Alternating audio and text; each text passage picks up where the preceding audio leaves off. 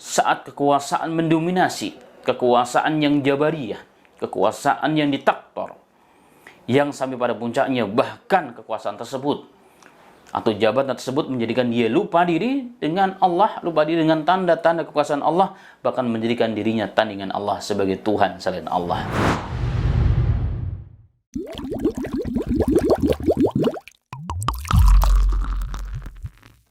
Bismillahirrahmanirrahim. Assalamualaikum warahmatullahi wabarakatuh.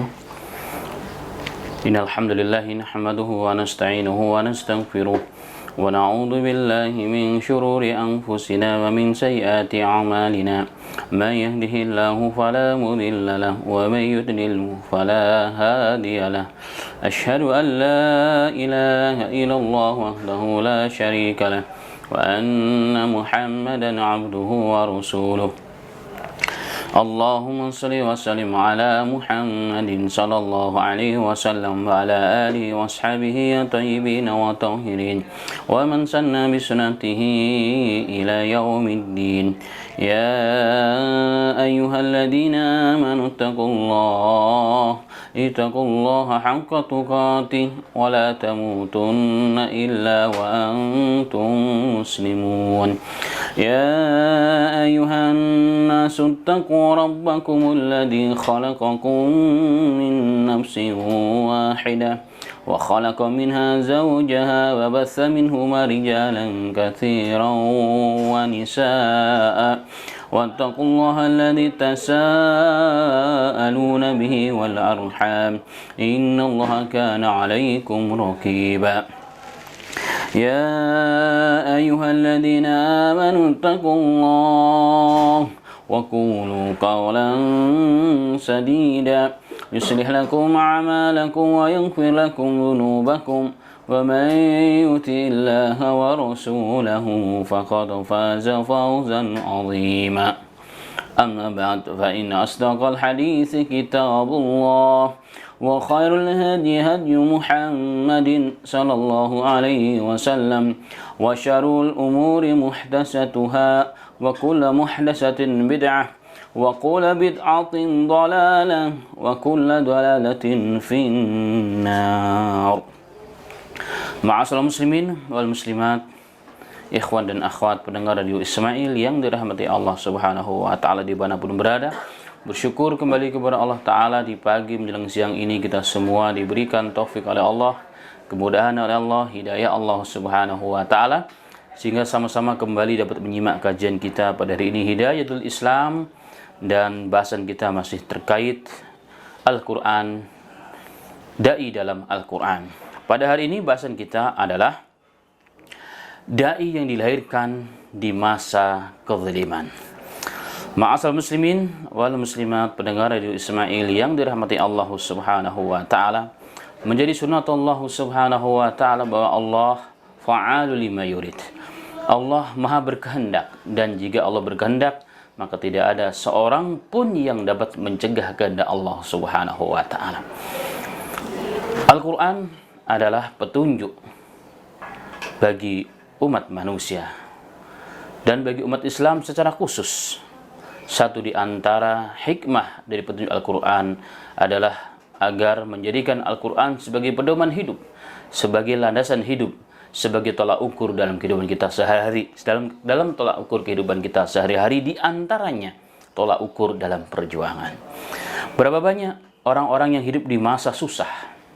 Susah artinya bukan hanya masalah ekonomi, susah karena fitnah yang sudah luar biasa. Fima dhahara minha wa ma batan. Fitnah dari berbagai macam segi, dari berbagai macam lini, ekonomi, politik, kekuasaan telah dikuasai oleh orang-orang yang tidak bertanggung jawab, orang-orang yang tidak mendukung kebenaran dan Islam itu sendiri. Yang kita angkat hari ini adalah kisah seorang manusia pilihan Allah, satu di antara ulul azm yang disebut dengan kalimullah, manusia yang langsung bisa berbicara dengan Rabb kita Allah Subhanahu wa taala, Musa alaihi salatu wasalam.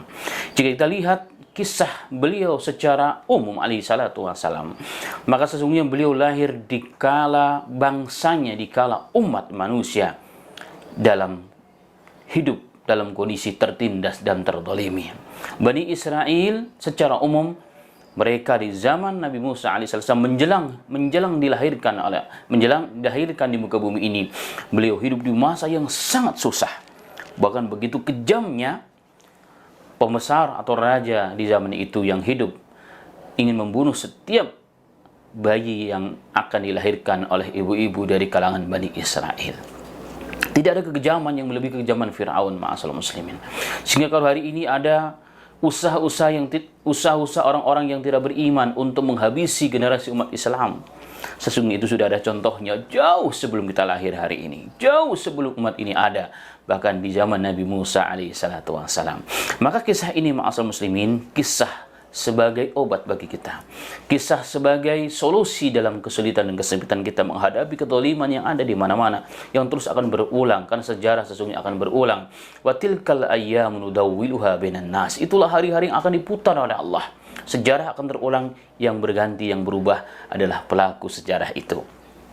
Maka wajib bagi seorang dai dan kaum muslimin untuk kembali melihat Al-Quran dan kisah-kisah Al-Quran, karena dalam Al-Quran terdapat obat bagi setiap kita, terutama bagi para pejuang Islam, bagi para dai Allah Subhanahu wa taala. Allah berfirman dalam Al-Qur'an, wa kullana qussu alaika min amba'ir rusul ma nuthabbitu bihi fuadak. Kami kisahkan kisah-kisah kepada engkau Muhammad dari berita-berita para rasul-rasul kami sebelum engkau. Untuk apa tujuannya? Ma nuthabbitu bihi fuadak, untuk menguatkan hatimu, untuk menguatkan, menenteramkan hatimu tak kala engkau mendapat ujian yang begitu berat.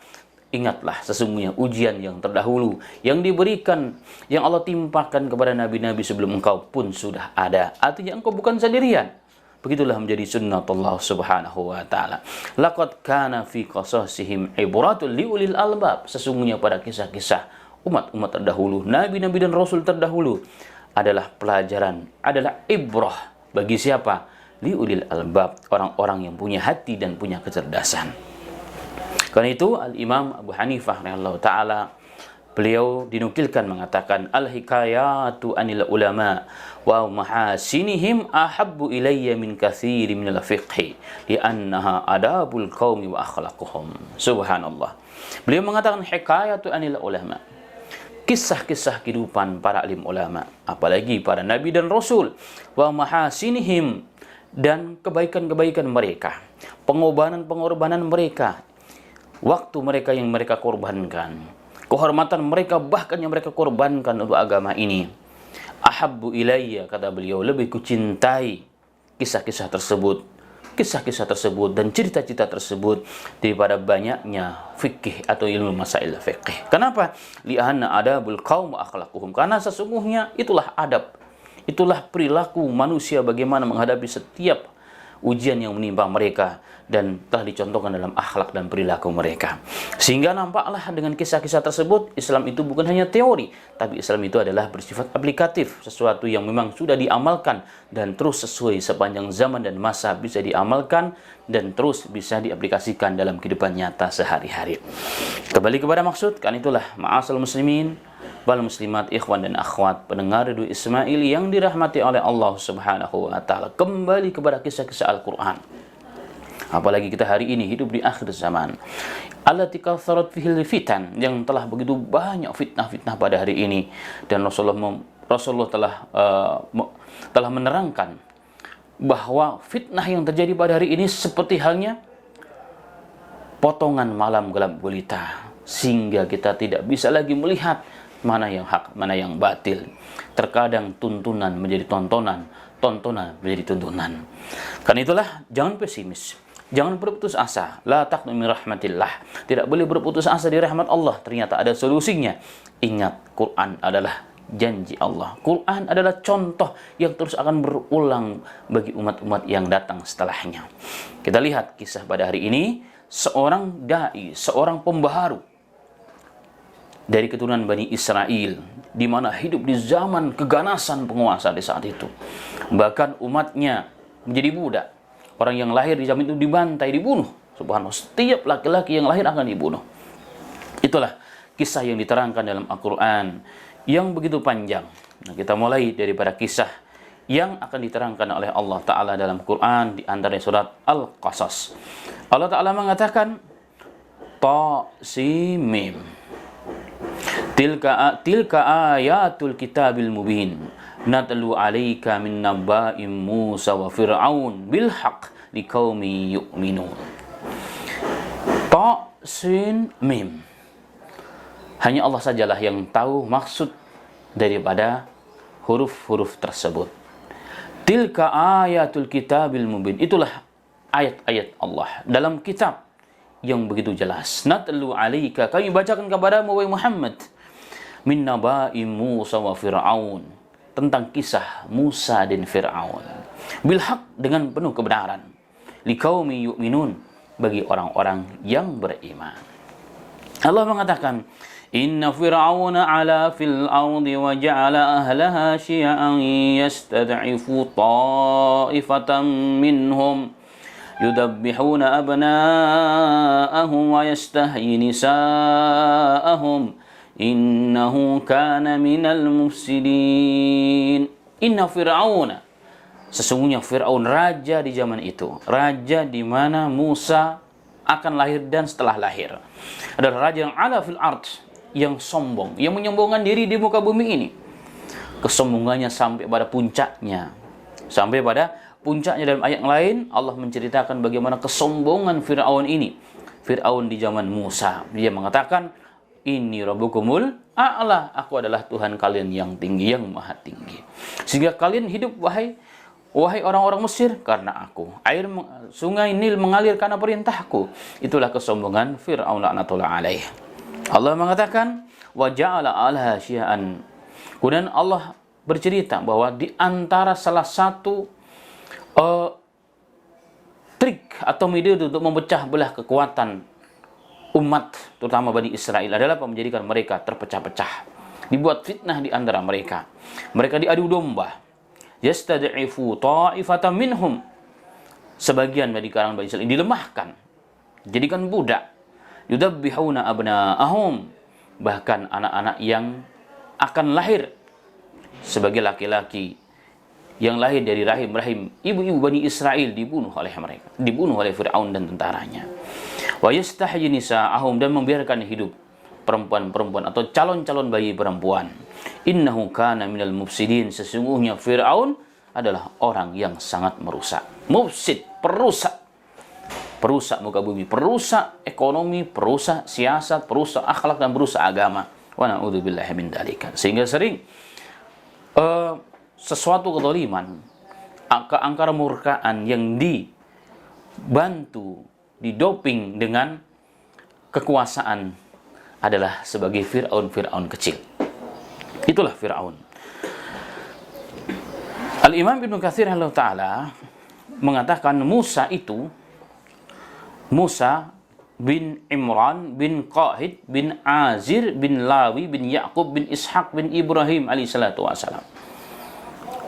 Berarti Musa dari keturunan Bani Israel alaihissalatu wassalam, di mana beliau lahir di zaman yang tadi dikatakan saat kekuasaan mendominasi, kekuasaan yang jabariyah, kekuasaan yang diktator, yang sampai pada puncaknya bahkan kekuasaan tersebut atau jabatan tersebut menjadikan dia lupa diri dengan Allah, lupa diri dengan tanda-tanda kekuasaan Allah, bahkan menjadikan dirinya tandingan Allah sebagai Tuhan selain Allah. Ini rabbukumul a'la, aku sesungguhnya adalah Tuhan bagi kalian yang maha tinggi. Inilah Fir'aun laknatullah alaih. Ma'asal muslimin rahimani wa rahimakallah. Sebelum masuk kepada kisah dalam Al-Quran, dalam banyak ayat dan hadis Nabi Muhammad SAW diterangkan di antara fadail dan keutamaan Musa alaihissalatu wassalam. Jadi sebelum kita berbicara lebih lanjut siapa Musa alaihissalatu wassalam, bagaimana proses lahirnya beliau alaihissalatu wassalam di saat ketakutan mencengkam. Subhanallah, tidak ada ibu-ibu yang melahirkan seorang laki-laki kecuali dipenuhi dengan ketakutan. Bahkan dalam beberapa riwayat, Fir'aun membuat pasukan khusus, jasus mata-mata yang mengawasi setiap ibu-ibu Bani Israel yang sedang hamil, dan jika diketahui ada seorang laki-laki maka siap langsung disembelih oleh tentara Fir'aun laknatullah alaih. Maka kehidupan jangan sangat menakutkan, ketakutan sangat mencekam di zaman itu, tapi Allah Maha Kuasa. Baik, kita kembali kepada keutamaan Nabi Musa alaihi salatu wasalam. Dalam banyak ayat dalam Al-Quran, Allah subhanahu wa ta'ala bercerita tentang Musa alaihi salatu wasalam. Di antaranya Allah berfirman dalam Al-Quran, "Wadhkur fil kitabi Musa, innahu kana mukhlasan wa kana rasulan nabiyya." Wadhkur fil kitab, sebutkanlah, bacakanlah dalam kitab Al-Quran tentang Musa, tentang kisah Musa. Innahu kana, sesungguhnya Musa alaihi salatu wasalam adalah orang yang ikhlas dalam perjuangannya, dalam jihadnya. Yang dicari adalah ridha Allah subhanahu wa ta'ala. Innahu kana mukhlasan wa kana rasulan nabiyya. Dialah seorang yang mukhlis, orang yang diangkat oleh Nabi, oleh Allah sebagai Rasul Allah subhanahu wa ta'ala dan Nabi Allah subhanahu wa ta'ala. Wa nadainahu min janibit turul aiman wa qarabnahu najiyya wa wahabna lahu min rahmatina akhahu Harun nabiyya. Nabi Musa dipanggil oleh Allah di Gunung Tursina, dan Allah dekatkan Nabi Musa dan langsung diajak bicara oleh Allah subhanahu wa ta'ala. Dan Allah berikan baginya Nabi Musa pendukung dakwahnya, yakni Harun alaihi salatu wassalam. Itu semua dengan rahmat Allah subhanahu wa ta'ala. Artinya Nabi Musa alaihi salatu wassalam diangkat menjadi Nabi tidak sendirian, bahkan dibantu oleh saudaranya. Dan itu adalah doa dari Nabi Musa alaihi salatu wassalam, dan Harun adalah kakak tuanya. Bukan adik, tapi kakak tuanya. Tapi diangkat dulu menjadi Nabi dan Rasul, adiknya ini Musa alaihi salatu wassalam. Di antara hikmahnya kenapa? Karena Harun adalah orang yang fasih dalam berbicara. Yang fasih, baligh dalam berbicara luar biasa. Sedangkan Musa alaihi salatu wassalam agak cidal, ya, karena ada kisah yang nanti akan dilalui, yakni kisah di mana semenjak dari kecil Nabi Musa cidal karena sempat memakan bara api yang diberikan oleh Fir'aun untuk menguji ini orang, menguji Musa kecil. Kalau dia nabi, ya, saat itu para tukang sihirnya mengatakan, uji saja wahai Fir'aun, jika dia anak kecil yang memang yang telah dimimpikan yang dia akan menghancurkan kerajaanmu, ketika dihadapkan antara sesuatu bara api dengan yang lainnya, maka dia akan pilih yang lainnya. Dan anak kecil, kalau yang anak kecil yang umum, ya, anak ucul yang bukan spesial dari Allah subhanahu wa ta'ala, pastinya dia akan meninggalkan bara api. Tapi kalau yang umum, dia akan mengakan api, akan mengambil api, sesuatu yang membuat anak kecil itu tertarik. Nyala api, panas, ya, dia tidak mengerti bahaya, maka akan diambil. Nah, dalam beberapa tafsiran, Musa kecil ini hampir meninggalkan bara api sebenarnya, tapi oleh malaikat Jibril alaihissalam diarahkan tangannya memegang api dan dimasukkan bara api ke dalam mulutnya. Itu dalam beberapa kisah, sehingga Nabi Musa alaihissalam menjadi cidal karena lisannya sempat gosong terbakar oleh bara api yang dimakan. Karena itulah dia meminta kepada Allah subhanahu wa ta'ala agar dalam menyampaikan dakwah dan agama ini mudah dipahami oleh umatnya. Dia berdoa kepada Allah supaya Harun dapat membantu perjuangannya, dan Allah kabulkan. Makanya Allah mengatakan dalam Al-Quran tadi, wa wahabna lahu min rahmatina akhahu, dan kami berikan kepada Musa dengan rahmat kami saudaranya, diangkat juga menjadi nabi untuk membantu dakwahnya, Musa alaihi salatu wasallam, Haruna nabiyya, Harun sebagai Nabi Allah alaihi salatu wasallam. Kemudian ma'asal muslimin rahimani wa rahimakallah. Tidak ada kebahagiaan yang melebihi bagi kita seorang muslim, seorang dai yang diberikan oleh Allah segala nikmat karunia kepada kita, kecuali jika kita dibantu dalam dakwah kita orang dekat kita, orang yang kita sayangi, saudara kita tentunya. Suatu kebahagiaan yang luar biasa jika saudara kita, orang yang paling dekat dengan kita, juga membantu dakwah kita, apalagi diangkat menjadi nabi. Dan itu merupakan rahmat dan karunia Allah yang tidak diberikan kecuali pilihan Allah subhanahu wa ta'ala. Kita berdoa kepada Allah, semoga orang-orang dekat kita dan orang-orang kita kasihi menjadi orang-orang yang juga diberikan oleh Allah taufik dan hidayah dan kekuatan, sehingga dapat menguatkan dakwah kita, dapat memberikan support kita ketika kita sedang lemah, dapat memberikan kebahagiaan ketika sedang sedih, dapat memberikan usulan solusi yang terbaik ketika kita dalam masalah. Amin ya rabbal alamin. Kemudian dalam ayat yang lain Allah Subhanahu wa taala berfirman, Qala ya Musa inni astafaituka 'alan nasi wa birisalati wa bikalami. Allah mengatakan, wahai Musa, ingatlah Allah ketika Allah berfirman kepada Musa, sesungguhnya aku telah memilihmu, hai Musa, 'alan nasi, di antara manusia yang begitu banyak, di antara manusia Bani Israel, engkau adalah pilihanku. Dengan apa? Kuberikan kepadamu risalah, engkau menjadi nabi. Wa bikalami, bahkan engkau adalah nabi yang spesial. Kenapa? Karena engkau kuajak bicara langsung. Ini Allah Ta'ala mengajak bicara Musa alaihi salatu wassalam. Karena itulah Musa alaihi salatu wassalam dikatakan sebagai kalimullah, nabi yang langsung berbicara dengan Allah Subhanahu wa Ta'ala. Dalam hadis yang sahih diriwayatkan oleh Imam Bukhari dan Imam Muslim, Nabi Muhammad sallallahu alaihi wasallam pernah bersabda, "La tufaddiluni ala Musa fa inan nasa yas'aquna yaumal qiyamah fa akunu awala man yufiq fa ajidu Musa batisan biqa'imatil arsy fala adri asku fa afaqa qabli am juzi bi sa'ati tur." Subhanallah. Nabi Muhammad sallallahu alaihi wasallam ketika melihat terjadi perdebatan antara orang-orang Islam di Madinah dengan orang-orang Yahudi di awal-awal hijrahnya Rasul, di mana orang-orang Islam mengunggulkan Nabi Muhammad, maka Nabi Muhammad dengan ketawaduannya beliau dan menjaga hati orang-orang Yahudi agar mereka tertarik dengan Islam, Rasulullah mengatakan, "La tufaddiluni ala Musa." Jangan kalian unggulkan aku di atas Musa. Karena sesungguhnya ketahuilah, ketika manusia semua pingsan, semua mati pada hari kiamat, dan akulah orang yang pertama kali dibangunkan oleh Allah, disadarkan oleh Allah pada kebangkitan manusia.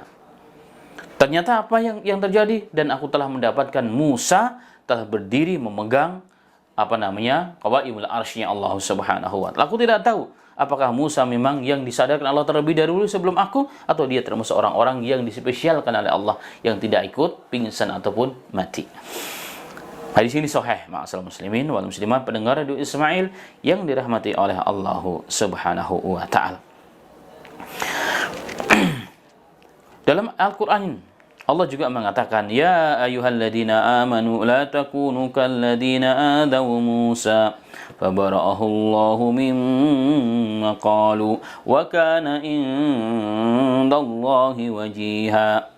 Wahai orang-orang yang beriman, la takunu kalladzina adaw Musa, janganlah kalian seperti orang-orang yang telah mengganggu Nabi Musa, yang selalu menyakiti Nabi Musa alaihi salatu wasalam. Ini kebiasaan Bani Israel, selalu mengganggu orang, selalu menyakiti orang lain, bahkan nabinya pun diganggu. Apa di antara gangguannya? Dalam hadis yang sahih yang diriwayatkan oleh Imam Bukhari, Nabi Musa alaihi salatu wasalam adalah orang yang sangat malu, sehingga setiap mandi beliau tidak pernah bergabung dengan orang lain, terutama dari kalangan Bani Israel. Selalu menutup dirinya, bahkan saat mandi. Sehingga muncullah gosip di kalangan Bani Israel yang mengatakan, tahu nggak sih kenapa Nabi Musa nggak pernah mandi bersama kita, nggak pernah buka bajunya saat mandi? Karena dia punya cacat yang banyak, beginilah, begini, dan seterusnya. Maka fabarallahu mimma qalu, maka Allah yang membersihkan tuduhan tersebut kepada Nabi Allah dengan cara Allah. Subhanallah, ketika seorang nabi, seorang dai yang sudah tidak berdaya, yang sudah putus hubungan dengan siapapun, sudah tidak ada celah untuk menang dan untuk baik, Allah punya kuasa. Allah mengatakan fabarallahu mimma qalu, Allah yang membersihkan tuduhan yang buruk kepada nabinya, pada pilihannya Musa alaihi salatu wasalam, dengan apa yang telah mereka tuduhkan kepada Nabi Musa alaihi salatu wassalam. Apa yang terjadi? Rasulullah SAW mengatakan, ketika Nabi Musa alaihi salatu wassalam sedang mandi dan bajunya diletakkan di atas batu, ketika ditengoknya nggak ada manusia, ya, sepi, jauh daripada keramaian, satupun nggak ada yang lewat di situ, maka ditaruhlah bajunya di atas batu tersebut. Ketika selesai saja dari mandi, ingin diambillah baju tersebut, ternyata batu tersebut menjauh, lari. Bahkan ketika mau dipukul pun lari dia. Sehingga tanpa disadari, ternyata batu tersebut terus menjauh dan lari. Ternyata masuk ke kerumunan Bani Israel. Di mana di sana banyak para pembesar-pembesar Bani Israel yang selama ini mengkritik, menggosipkan Nabi Musa dengan perkara-perkara yang tidak baik. Dengan perkara-perkara yang tidak baik. Tanpa disadari Nabi Musa, ketika saja batu tersebut dapat ditangkap dan diambil bajunya Nabi Musa, maka seluruh auratnya Nabi Musa diperlihatkan oleh Allah kepada mata-mata Bani Israel. Dan mereka melihat dengan mata-mata mereka. Ternyata Nabi Musa adalah laki-laki banget. Manusia yang sempurna secara lahiriah. Manusia yang sempurna secara zahir. Tidak ada cacat satupun. Laki-laki banget. Itulah di antara hikmah Allah. Fabara'allahu mimma qalu. Allah membersihkan tuduhan Bani Israel kepada Nabi Musa alaihi salatu wassalam. Kemudian baru setelah itulah mereka mengakui bahwa Nabi Musa adalah manusia yang sempurna. Wa kana indallahi wajiha, karena sesungguhnya Nabi Musa punya derajat di sisi Allah Subhanahu wa taala. Ini semua adalah gambaran dari Allah Subhanahu wa taala atas Nabi Musa alaihi salatu wasallam. Dalam riwayat Sahih Bukhari, beliau meriwayatkan satu kisah ketika Nabi Muhammad sallallahu alaihi wasallam membagi-bagikan ghanimah kepada orang-orang yang dia anggap akan masuk Islam. Ya, sekian ratus unta, sekian ratus kuda, dan seterusnya. Maka muncullah orang-orang munafik yang menghenduskan racun kepada orang-orang Islam. Bahwa Nabi Muhammad tidak adil. Orang Ansor, kalian dulu saat Nabi Muhammad datang kepada kalian nggak punya tempat, dikasih tempat. Ya kan, nggak punya pekerjaan, dikasih pekerjaan, nggak punya rumah, kasih rumah, dan seterusnya. Sekarang lihat coba. Ketika mendapatkan dunia, mendapatkan harta, yang dikasih siapa? Orang-orangnya juga. Nah, ternyata ini berpengaruh. Tuduhan ini atau gosip ini berpengaruh kepada orang-orang Islam yang lemah iman, yang baru masuk Islam, sehingga ada di antara mereka datang kepada Nabi Muhammad sallallahu alaihi wasallam dan mengatakan, "Adil binna ya Muhammad." Berbuat adillah engkau kepada kami ya Muhammad. Sesungguhnya yang kau bagikan ini tidak mencari ridha Allah Subhanahu wa taala. Ya, sahabat yang melihat gemeretak, lisannya, giginya. Umar bin Khattab dengan tangan gemetar memegang gagang pedangnya mengatakan, "Adilni ya Rasulullah an adriba unukahu." Ya Rasulullah, izinkan aku ya Rasulullah, aku penggalnya kepalanya orang ini, tidak menghormat kepadamu. Apa kata Rasulullah SAW? Biarkan kepadanya. Dalam banyak riwayat Nabi Muhammad SAW pun sebenarnya marah, tapi marahnya beliau ditahan dan beliau mengatakan, "Ya Rasulullah Musa qad udiya bi aktsari min hada fasabira." Semoga Allah merahmati Musa alaihi salatu wasallam. Dia diuji lebih berat daripada ini, tapi dia tersabar. Apalagi aku, seakan-akan begitu kata Nabi Muhammad sallallahu alaihi wasallam. Ini menunjukkan bahwa Nabi Musa saat hidupnya beliau diuji dengan ujian yang begitu berat melalui umatnya, yang Bani Israel. Yang nanti kita akan melihat bagaimana kisah Nabi Musa alaihi salatu wasallam. Ma'asyiral muslimin rahimani wa rahimakumullah. Maka Nabi Musa alaihi salatu wasallam begitu banyak kisah-kisah yang diterangkan dalam Al-Quran. Kisah-kisahnya beliau yang sangat luar biasa dalam Al-Quran dan dalam hadis Nabi Muhammad sallallahu alaihi wasallam. Kisah-kisah yang dapat kita ambil suri tauladannya dan hikmah dan ibrah bagi kita semuanya. Di antaranya yang terakhir adalah kisah Isra dan Mi'raj, ketika Nabi Muhammad sallallahu alaihi wasallam menerima perintah langsung dari Allah untuk diberikan kepada umatnya tentang kewajiban sholat 5 waktu. 50 kali dahulu. 50 kali sehari semalam. Bayangkan ketika Nabi kita Muhammad SAW turun ke langit, ya, ke bawahnya, langit yang ke-6, berjumpa dengan Musa alaihissalam. Ditanya, "Ya Muhammad, apa yang diperintahkan oleh Tuhanmu kepadamu?" Nabi kita Muhammad SAW mengatakan, "Kami diperintahkan untuk sholat 50 kali sehari semalam." Apa kata Nabi Musa? "Nggak akan mampu kamu. Aku udah pengalaman dengan umatku. Kurangi." Maka dikurangi sampai 10, sampai terakhir 5. Dan ditanya lagi, "Minta lagi kurang dari Allah." Nabi Muhammad, "Aku sudah malu, sudah nggak bisa lagi." Tapi 5 ini pun sama dengan 50 kali. Nah, ini semua nasihat yang diberikan oleh Nabi Musa kepada Nabi Muhammad. Dan ini menunjukkan keutamaan Nabi Musa alaihissalatu wassalam dan pengalaman beliau bagaimana bersama umatnya Bani Israel alaihissalatu wassalam. Dan itulah ma'asal muslimin rahimani wa rahimakumullah, pada pertemuan yang perdana dalam bab kisah dai yang dilahirkan di zaman kezaliman ini, yakni kisah Nabi Musa alaihissalatu wassalam. Semoga sedikit banyak memberikan inspirasi, maklumat kepada kita, memberikan motivasi tentang bagaimana menjalani tugas kita sebagai penerus dakwahnya Nabi kita Muhammad sallallahu alaihi wasallam dimanapun kita berada dengan siapapun. Itulah Musa alaihi salatu wasallam. Demikian, semoga bermanfaat. Wafaqana wa iyyakum. Kita berjumpa insyaallah pada kesempatan berikutnya dengan izin Allah taala. Assalamualaikum warahmatullahi wabarakatuh.